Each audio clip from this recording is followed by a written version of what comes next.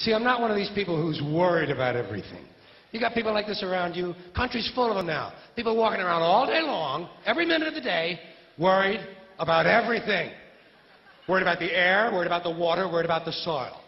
Worried about insecticides, pesticides, food additives, carcinogens. Worried about radon gas, worried about asbestos. Worried about saving endangered species.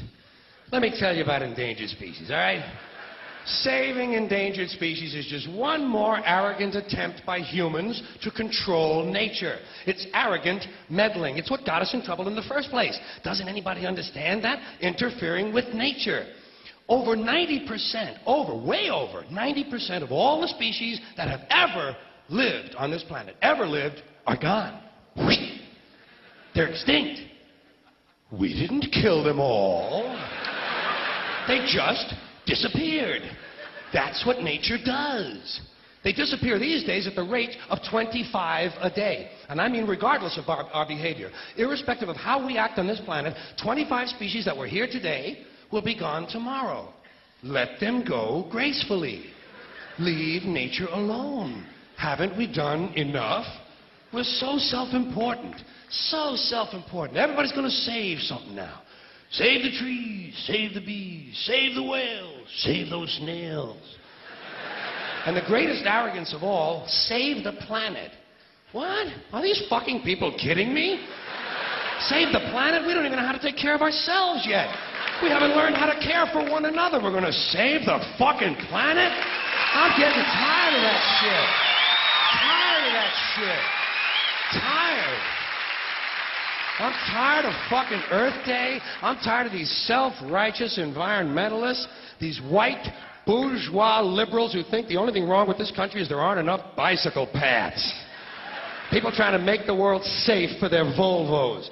Besides, environmentalists don't give a shit about the planet. They don't care about the planet. Not in the abstract, they don't.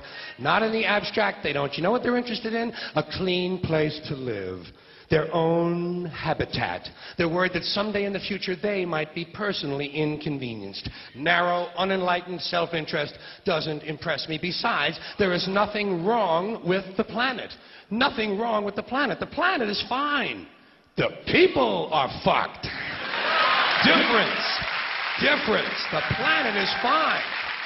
Compared to the people, the planet is doing great. It's been here 4.5 billion years. Did you ever think about the arithmetic? Planet has been here 4.5 billion years. We've been here, what, 100,000? Maybe 200,000? And we've only been engaged in heavy industry for a little over 200 years. 200 years versus 4.5 billion. And we have the conceit to think that somehow we're a threat? That somehow we're going to put in jeopardy this beautiful little blue-green ball that's just a-floating around the sun? The planet has been through a lot worse than us. Been through all kinds of things worse than us. Been through earthquakes, volcanoes, plate tectonics, continental drift, solar flares, sunspots, magnetic storms, the magnetic reversal of the poles, hundreds of thousands of years of bombardment by comets and asteroids and meteors, worldwide floods, tidal waves, worldwide fires, erosion, cosmic rays, recurring ice ages, and we think some plastic bags and some aluminum cans are going to make a difference? The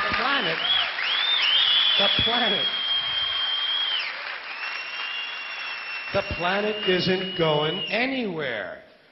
We are. We're going away. Pack your shit, folks. We're going away. And we won't leave much of a trace either. Thank God for that. Maybe a little styrofoam. Maybe. Little styrofoam. Planet will be here and we'll be long gone. Just another failed mutation. Just another closed-end biological mistake. An evolutionary cul-de-sac. The planet will shake us off like a bad case of fleas. A surface nuisance.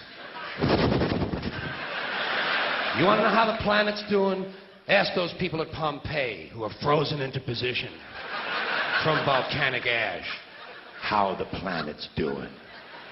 Want to know if the planet's all right? Ask those people in Mexico City or Armenia or 100 other places buried under thousands of tons of earthquake rubble if they feel like a threat to the planet this week.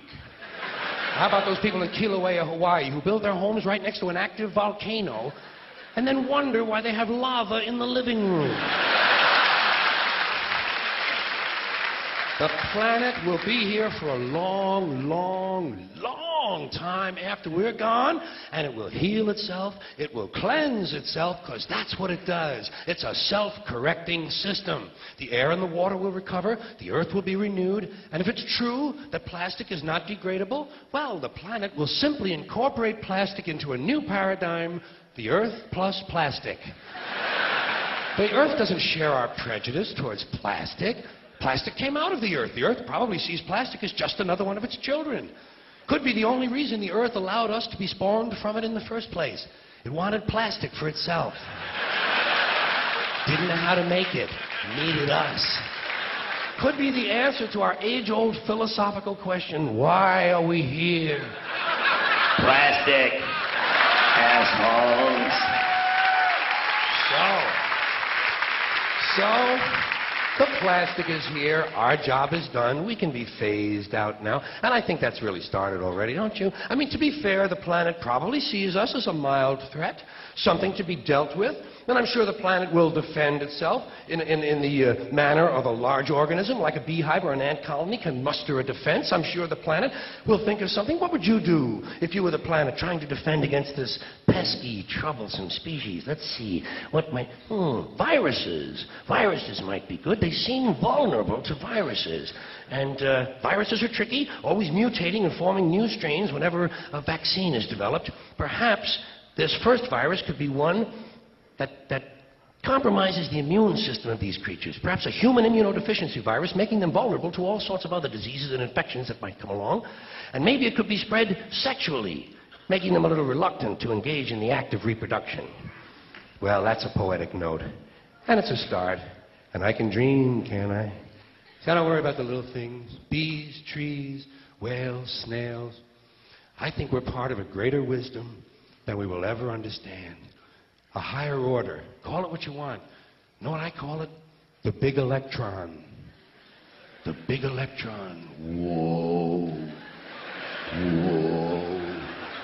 Whoa. It doesn't punish. It doesn't reward. It doesn't judge at all. It just is. And so are we. For a little while. Thanks for being here with me for a little while tonight.